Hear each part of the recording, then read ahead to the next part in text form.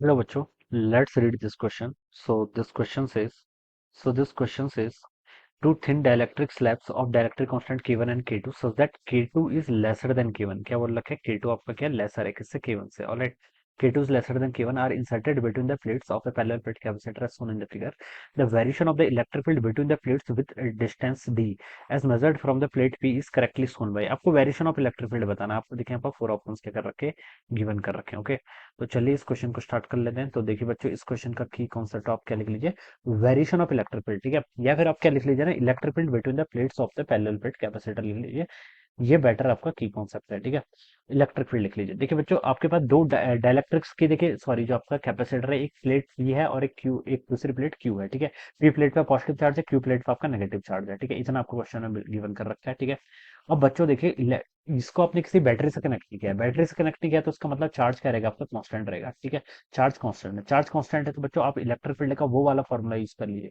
Electric field के देखिए दो फॉर्मूले होते हैं. ठीक है, एक फॉर्मूला क्या होता है? देखिए, Q divided by A F सल नॉट के इक्वल होता है. ठीक है, यहाँ से इस फॉर्मूला का यूज कर लिया. और दूसरा होता है E is equal to V into D. ठीक है, अगर बैटरी से कनेक्टेड होता फिर तो मैं E is equal to V into D formula use करता. लेकिन यहाँ पर बैटरी से कनेक्टेड नहीं, इसका मतलब चार्ज कांस्टेंट है, तो ये वाला फॉर्मूला बेस्ट है यूज करने के लिए. ठीक है, तो देखिए बच्चों, जहां पर आपका कुछ नहीं है, ठीक है, ये आपके इस तरीके से सिचुएशन है. ये आपकी दो प्लेट्स हैं. ठीक है, यहाँ पर आपका देखिए पहले एक डाइलेक्ट्रिक ये रखा हुआ है जिसका डाइलेक्ट्रिक कांस्टेंट कितना आपका K1 के इक्वल है. ठीक है, ये आपका डाइलेक्ट्रिक कांस्टेंट आपका Q1 के इक्वल दिया हुआ है. ठीक है, तो बच्चों देखिए, और दूसरा आपका यहाँ पर ये आपका दूसरा डाइलेक्ट्रिक है. ठीक है, दूसरा डाइलेक्ट्रिक मटेरियल है जिसका डाइलेक्ट्रिक कांस्टेंट कितना आपका K2 के इक्वल दिया हुआ है. ठीक है, ये K1 K2 आपको क्वेश्चन में क्या कर रखे हैं बच्चों? ऐसे यहाँ पर Q1 K1. ठीक है, अब इलेक्ट्रिक फील्ड देखिए, यहाँ पर पहले इस रीजन की बात करता हूँ. ये मेरा रीजन 1 हो जाएगा, ये मेरा रीजन 2 हो जाएगा, ये मेरा रीजन 3 हो जाएगा, ये मेरा रीजन 4 हो जाएगा. ठीक है, और ये मेरा रीजन क्या हो जाएगा? 5 हो जाएगा. ऑलराइट, तो बच्चों देखिए, अगर मैं यहाँ पर इलेक्ट्रिक फील्ड निकालूं तो वन रीजन पे तो देखिए इलेक्ट्रिक फील्ड कितना होगा? चार्ज कांस्टेंट है, ये एरिया प्लेट कांस्टेंट है, एप्सिलॉन नॉट भी कांस्टेंट है.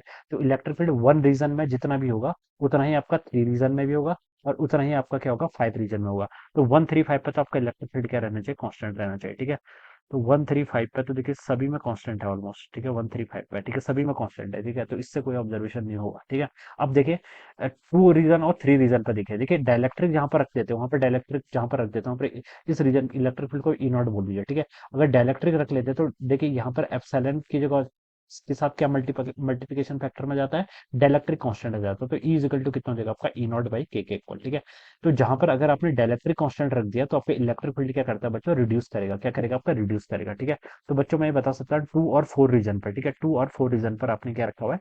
डायलेक्ट्रिक रखा हुआ है, तो आपका इलेक्ट्रिक फील्ड क्या करना चाहिए बच्चों? रिड्यूस करना चाहिए. क्या करना चाहिए? रिड्यूस. ठीक है, तो देखिए बच्चों, ग्राफ वन में देखो तो यहाँ तो इंक्रीज कर रहा है. देखिए टू और फोर. ठीक है, ये वाला वन है, ये वाला टू है, ये वाला थ्री है, ये वाला फोर है, ये वाला आपका फाइव है. ठीक है, तो ये तो बच्चों हो नहीं सकता. ठीक है, क्योंकि डायलेक्ट्रिक कांस्टेंट रखने से इलेक्ट्रिक फील्ड रिड्यूस करता है, बढ़ता थोड़ी ना है. ठीक है, क्योंकि डिवीजन में आ गया हो. ठीक है, और देखिए सेकंड ऑप्शन में देखा तो देखो टू ऑप्शन में तो आपको बच्चों डिक्रीज कर रहा है, बिल्कुल ठीक.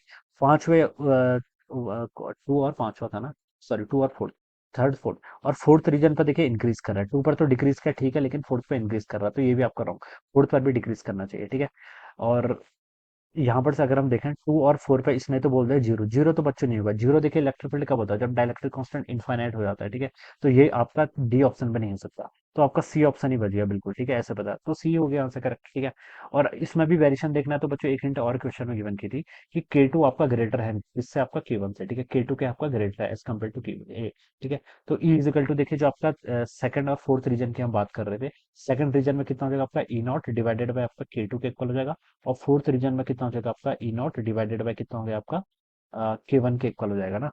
सॉरी, ये आपका टू रीजन पर तो डायलेक्ट्रिक कांस्टेंट के वन है, और फोर्थ रीजन पर आपका के टू है. ये गिवन कर रखा है. ठीक है, अब बच्चों देखिए, अगर मैं यहाँ से देखूं तो के टू की वैल्यू क्या है? ग्रेटर है के वन से. ठीक है, के टू की वैल्यू क्या है आपकी? ग्रेटर है एज कम्पेयर टू के वन. ठीक है, तो के टू की वैल्यू अगर ग्रेटर होगी तो ई फोर में आपका इलेक्ट्रिक फील्ड क्या होगा? पहले जीरो होगा as compare to the E two. ठीक है, ई फोर में क्या होगा? आपका पहले जीरो होगा as compare to E two. तो देखिए ई फोर में आपका लेस है as compare to the E two. यहाँ से हम ये बता सकते हैं. तो ये वाला रिजल्ट भी क्या आ रहा है बच्चों? आपका बिल्कुल मैच कर रहा है. ठीक है, तो हम बता सकते हैं, देखिए जो आपका सी ऑप्शन है वो क्या हो जाएगा? इसके करस्पॉन्डिंग आपका राइट आंसर हो जाएगा. ठीक है, ऐसे हम बता सकते हैं. ठीक है, के टू देखिए आपका जितना ज्यादा बड़ा होगा, के टू आपका जितना ज्यादा होगा, इलेक्ट्रिक फील्ड उतनी जल्दी, इलेक्ट्रिक फील्ड क्या होगा? उतना लेस होगा. ठीक है, के टू जितना बड़ा, ई टू की वैल्यू क्या होगी? उतनी लेस होगी. ठीक है, सॉरी, इलेक्ट्रिक फील्ड और डायलेक्ट्रिक कांस्टेंट एक दूसरे के इनवर्सली प्रोपोर्शनल है. ठीक है, ऐसे समझ लीजिए. देखिए मैं फिर से एक्सप्लेन कर रहा हूँ. Electric field is inversely proportional to K. ठीक है, तो अगर के टू की वैल्यू बड़ी है तो इसका मतलब इलेक्ट्रिक फील्ड की वैल्यू क्या होगी आपकी, लेसर होगी, ठीक है।